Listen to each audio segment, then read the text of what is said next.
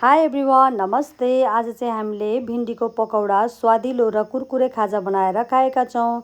त्यसको लागि मैले चाहिँ भिन्डीलाई यसरी राम्रोसँग धोइ पखाली गर्छु। त्यसपछि लामो टुक्रामा काटिदिन्छु। त्यसपछि यसलाई बीचबाट यसरी काट्छु र एउटा सफा भाँडोमा बेसन, कर्नफ्लोर, बेसार, खुर्सानी, जिराको धुलो, धनियाँको धुलो, नुन राखेर यसलाई थोरै थोरै पानी राख्दै यसको घोल तयार गर्छु।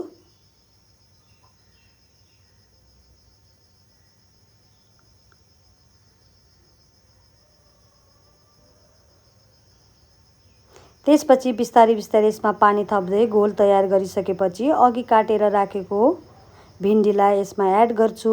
त्यसपछि मैले एउटा प्यानमा तेल तताइसकेको थिएँ। अब हामी भिन्डीको पकौडा बनाउनतिर गयौँ। फाइनल्ली मेरो पकौडा रेडी हुन्छ। Thank you so much for watching.